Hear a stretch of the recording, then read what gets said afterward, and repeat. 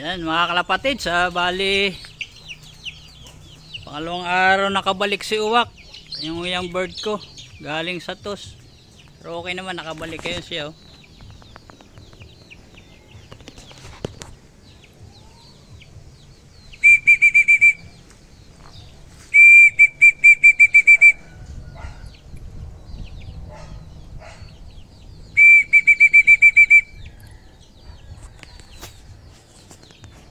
Yan, natatakot pang bumaba. Baligon. Ayan si Uwak, oh, pasok agad.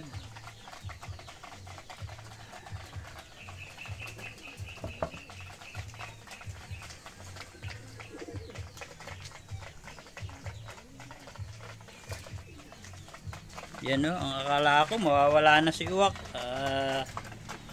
Buti nakabalik pa rin, bumalik. Yan, oh.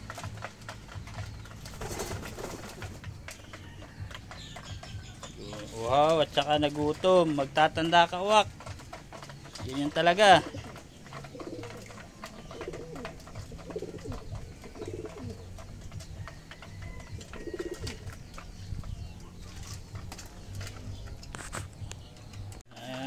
Bali, masaya na naman si Uwak. Dahil nakabalik siya.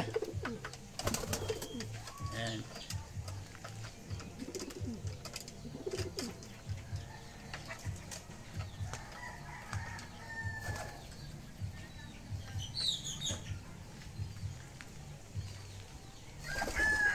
Siguro sa susunod yung hagis dito kay Uwak medyo mabilis-bilis na, hindi na siya makwan.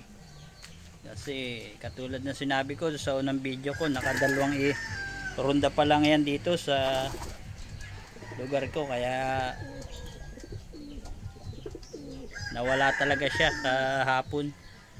Na-smash kasi, kaya ito ngayong umaga lang siya nakauwi.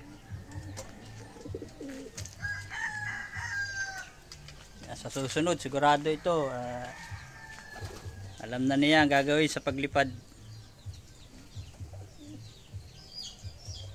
Yan, sige mga kalapatids, hanggang dito na lang.